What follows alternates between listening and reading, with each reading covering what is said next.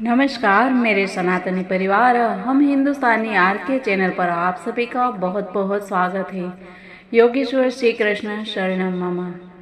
हम इस श्री कृष्ण के शरण में उनके गुणों के कारण ही रहते हैं। भगवान श्री कृष्ण एक विलक्षण व्यक्तित्व के धनी थे, इसीलिए भगवान श्री कृष्ण को आध्यात्मिकता का शिखर पुरुष माना जाता है। इस भगवान श्री कृष्ण के जीवन की बहुआयामी गतिविधियों पर विहंगम दृष्टिपात करने पर हम पाते हैं कि आसुरी शक्तियां अत्याचार व अवांछनीय परंपराओं के निराकरण के विरुद्ध जन्म के साथ ही शुरू हो गया उनका संघर्ष जीवन पर्यंत जारी रहा। चाहे वो दुधमुही आयु में पुतना, वकासुर, सक्टासुर जैसी शक्तिशाली आसुरी शक्तियों का अंत और माखन चोरी व ब्रज की मनोहारी लीलाओं से लेकर मामा कंस के अंत करने के उपरांत उग्रसेन को पुनः मथुरा का राजा बनाना हो।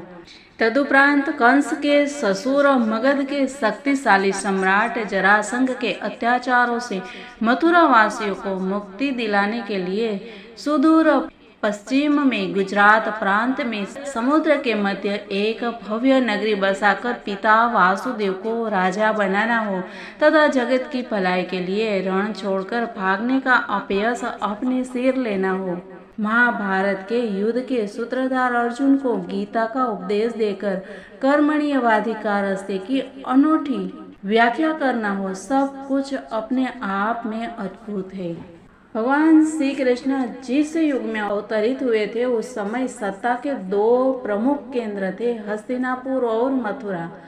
दोनों की ही सत्ता उनके पास नहीं थी, फिर भी वे उन दोनों की सत्ता के केंद्र बिंदु थे।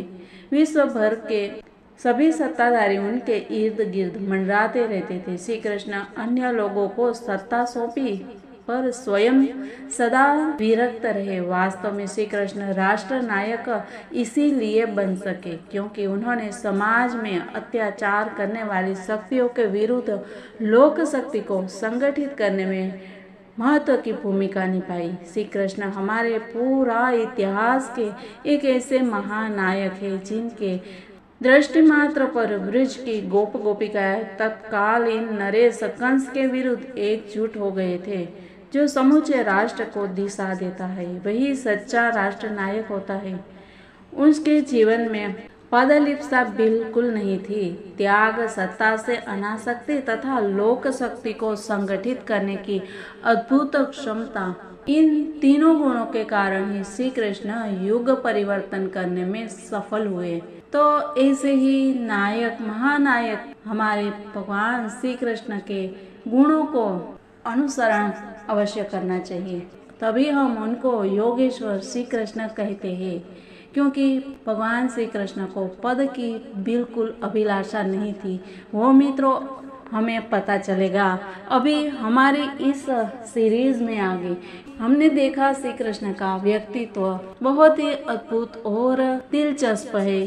तो हम आगे जाते हैं हमारी कड़ी में, लेकिन इसके पहले अगर आप इस चैनल पर नए हैं तो हम हिंदुस्तानी आर के चैनल को सब्सक्राइब कर लीजिए, साथ ही बाजू वाले बेल आइकन को भी प्रेस कर लिए और वीडियो पसंद आती है तो लाइक और शेयर भी कर दीजिएगा। मित्रों आइए हम जानते हैं कि आगे कंस को मार तो दिया, लेकिन फिर अपने माता पिता को कंस की मृत्यु का विश्वास दिलाने के हेतु उन्होंने कंस को उसी प्रकार घसीटा जैसे कोई सिंह किसी हाथी का वध करने के पश्चात उसे घसीटता है। यह दृश्य देखकर चारों ओर से कोलाहल होने लगा। कुछ लोग अपने हर्ष को व्यक्त कर रहे थे तो कुछ शोक के कारण क्रंदन कर रहे थे। जिस दिन से कंस ने यह सुना था कि उसका वध देवकी का 8वां पुत्र करेगा, तब से वह निरंतर 24 घंटे सुदर्शन चक्रधारी श्री कृष्ण का चिंतन करता रहता था। भोजन करते हुए, चलते हुए, यहाँ तक कि सांस लेते हुए भी वह श्री कृष्ण का चिंतन करता रहता था। अतएव स्वाभाविक रूप से उसे मुक्ति का वरदान मिला। इसीलिए श्रीमद् भगवद गीता में भी कहा गया है कि सदा तद्भाव भावित किसी भी प्राणी को अगला जन्म वैसा ही प्राप्त होता है जिस प्रकार के विचारों में वह सदैव मग्न रहता है। कंस चक्रधारी श्री कृष्ण का चिंतन कर रहा था, जिसका अर्थ है चक्र, शंख, गदा व पद्मधारी नारायण। आचार्य के मतानुसार कंस को मृत्यु के उपरांत सारूप्य मुक्ति मिली, अर्थात उसे नारायण के समान रूप प्राप्त हुआ।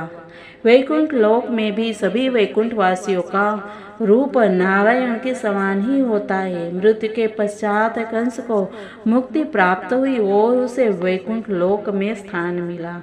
इस घटना से हम समझ सकते हैं कि श्री भगवान का शत्रु के रूप में चिंतन करने वाला व्यक्ति भी मुक्ति प्राप्त करके वैकुंठ लोक में स्थान प्राप्त करता है। तो फिर भक्तों को तो क्या कहना, श्री कृष्ण के प्रति अनुकूल भाव से चिंतन करते हैं। श्री कृष्ण द्वारा मारा गया शत्रु भी मुक्ति लाभ करता है और निर्विशेष ब्रह्म ज्योति में स्थान प्राप्त करता है। चूँकि श्री भगवान सर्व मंगलकारी है, अतएव शत्रु तथा मित्र किसी भी रूप में उनका चिंतन करने वाला व्यक्ति मुक्ति प्राप्त करता है। किंतु भक्त और शत्रु को एक ही प्रकार की मुक्ति नहीं प्राप्त होती है। शत्रु को साधारणतः सायुज्य मुक्ति प्राप्त होती है और कभी कभी उसे सारूप्य मुक्ति प्राप्त होती है।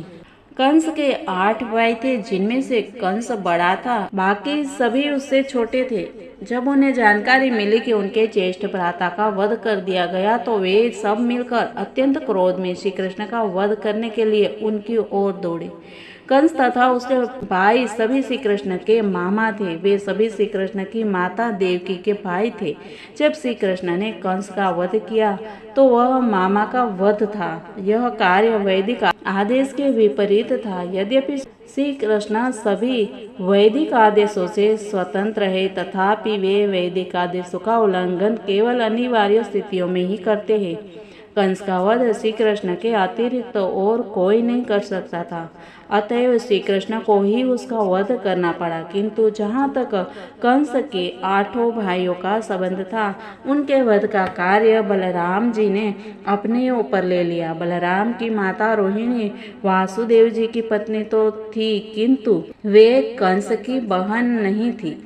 अतएव बलराम ने कंस के 8 भाइयों के वध का कार्य संभाला। उन्होंने तत्काल ही एक वस्त्र उठाया और उन 8 भाइयों का एक के बाद एक इस प्रकार वध कर दिया, जैसे एक सिंह मृगों के झुंड का वध करता है। इस प्रकार श्री कृष्ण और बलराम ने इस कथन की पुष्टि कर दी कि श्री भगवान साधुओं की रक्षा और देवद्रोही तथा दुष्ट असुरों के नाश के लिए प्रकट होते हैं। श्री कृष्ण और बलराम का अभिनंदन करते हुए स्वर्गलोक से देवता पुष्पवृष्टि करने लगे। सभी देवगण एकत्र हो गए, कंस की मृत्यु पर अपने हर्ष को प्रदर्शन करने लगे और उन देवताओं में ब्रह्मा तथा शिव आदि अत्यंत शक्तिशाली विभूतियां भी सम्मिलित थी।